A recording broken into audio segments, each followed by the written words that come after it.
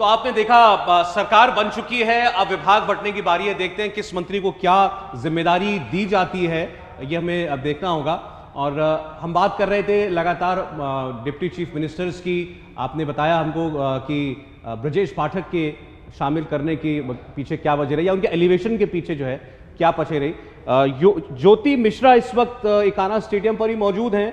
अब एक एक करके जो मंत्री बने हैं बाहर निकल रहे हैं। ज्योति, हम उनके रिएक्शंस दिखा रहे हैं। आप बताएं, आप वहां रही पूरे कार्यक्रम के दौरान, सबसे ज्यादा नारे, सबसे ज्यादा आवाजें और शोर कब गूंजा?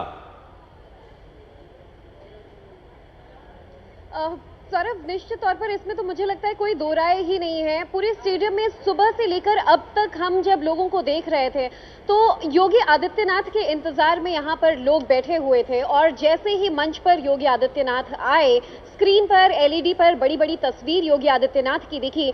जय श्री राम और बुलडोजर बाबा के नारों से इकाना स्टेडियम गूंज उठा। और लोगों को इंतजार भी उसी पल का था जब मैं आदित्यनाथ योगी ये कहते हुए उन्होंने शपथ ग्रहण शुरू किया। योगी योगी के नारों से ये पूरा इकाना स्टेडियम गूंज उठा था सौरभ। और योगी को लेकर लोगों में क्रेज भी इतना है कि जिस तरह से योगी आदित्यनाथ ने शपथ खत्म किया, अपने सिग्नेचर्स किए हस्ताक्षर, उसके तुरंत बाद मंत्रिमंडल, डिप्टी सीएम और बाकी के जो विधायकों ने शपथ ग्रहण शुरू किया। लेकिन लोग सिर्फ योगी को देखने के लिए यहाँ आए थे और उनके शपथ ग्रहण के बाद धीरे धीरे यहाँ पर 70-80 हजार की संख्या वाली लोग जो है वो धीरे धीरे यहाँ से बाहर जाना शुरू कर चुके थे। यानी ये तस्वीर तो साफ है कि योगी इतना बड़ा चेहरा है। योगी के नाम पर उत्तर प्रदेश में कई मिथक तोड़ते हुए दूसरी बार फिर योगी जी ने सरकार बनाई और आज वो शपथ ग्रहण हुआ और उन्हीं योगी जी का क्रेज आज दिन भर यहाँ देखने के लिए मिला। हम पहले इसके बारे में बात कर रहे थे। हर्षवर्धन जी, क्या कहेंगे इस क्रेज के बारे में?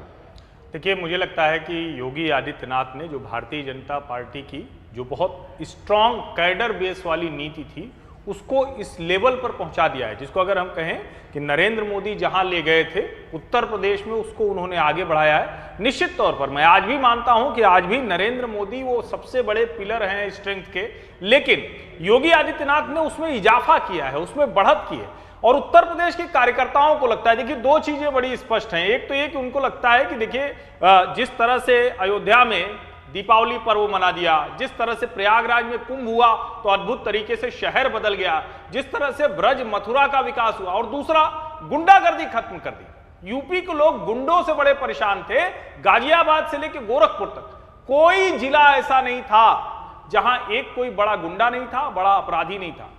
उसकी डीएम से कम नहीं चलती थी, उसकी विधायक मंत्रियों से कम नहीं चलती थी। और ये सबसे ज्यादा उत्तर प्रदेश के लोगों को पसंद आया। और एक चीज बहुत स्पष्ट है, भारतीय जनता पार्टी का जो कैडर है ना, उसका आमतौर पर बहुत काम वाम होता नहीं है। वो बहुत ज्यादा उस तरह से न तो झगड़े में न काम में उस तरह से बहुत वायलेंट नहीं होता, लेकिन दूसरे के वायलेंस का, दूसरे की हिंसा का, दूसरे की गुंडागर्दी का असर ना हो, ये तो वो चाहता है। और योगी आदित्यनाथ ने भाजपा कैडर के उस दोनों सेंटिमेंट, हिंदुत्व की राजनीति और गुंडागर्दी के खिलाफ, इस दोनों को बहुत अच्छे से पकड़ा। आज वो उत्तर प्रदेश के सबसे बड़े नायक हैं और अपने कैडर के मन में तो बहुत बड़ा क्रेज है। मैं ये कहूंगा आज कि जो कल्याण सिंह का क्रेज हुआ करता था, करीब करीब उसी स्तर पर योगी आदित्यनाथ पहुंच गए हैं। जिस समय कल्याण सिंह ने कहा था कि हमें क्या है, हम तो सब छोड़ के चले जाएंगे, जिस समय कल्याण सिंह ने कहा था कि सरकार चली जाए तो चली जाए लेकिन राम के काज के लिए हैं, उस राम के काज वाली राजनीति को योगी आदित्यनाथ बहुत आगे ले गए। सहमत है रुचि? जी हाँ, बिल्कुल। योगी आदित्यनाथ की जो छवि बन गई है, आप देखते हैं जो दूसरे राज्यों में भी चुनाव होते हैं तो योगी वहाँ स्टार प्रचारक होते हैं। तो स्टार प्रचारक तो तभी बनाए जाते हैं जब उनकी वहाँ पर पूछ होती कि उनके जाने से, उनके प्रचार करने से पार्टी को वोट मिलेगा।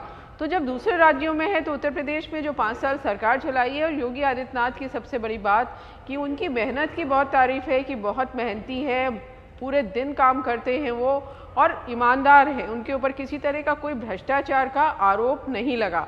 कोरोना में हमने देखा कि जिस तरह से योगी आदित्यनाथ पूरी चीज़ों को मॉनिटर करते थे, जितनी मेहनत करते थे उसमें, और जो चीज़ की कमी होती थी उसको, उस कमी को पूरा करने के लिए जिस तरह से अफसरों के साथ लगातार टच में रहते थे, तो वो जो उनकी मेहनत है, जो उनकी बाकी जिस तरह की मैंने कहा ईमानदार छवि है, वो उनको एक बड़ा कद दे रही है। और जब दूसरी बार मुख्यमंत्री बन गए हैं तो सौरभ आप समझ सकते हैं कि योगी आदित्यनाथ का कद कितना बड़ा हो गया है उत्तर प्रदेश का देश की राजनीति में। अच्छा, इस वक्त बीजेपी के नेता और प्रवक्ता राकेश त्रिपाठी वो हमारे साथ जुड़ रहे हैं, क्योंकि बहुत सारे अभी ऐसे सवाल हैं जिनके जवाब मिलने बाकी हैं। बधाई हो, आपकी सरकार का आज गठन हो गया, योगी सरकार पार्ट 2 शुरू हो चुकी है, लेकिन कामकाज अब से शुरू हो जाएगा। लेकिन अब ये आप तो बता दीजिए, अब सरकार बन गई, अब डर काहे का? ये जो बदलाव हुए इनके पीछे क्या वजह है? विनय शर्मा जी का ना रहना मंत्रिमंडल के अंदर, श्रीकांत शर्मा जी का ना रहना, सिद्धार्थनाथ सिंह जी का ना रहना, और भी कई नाम है। देखिए सौरभ जी, कौन सा नाम किस भूमिका में रहेगा, ये भारतीय जनता पार्टी का अपना एक वैशिष्ट्य है।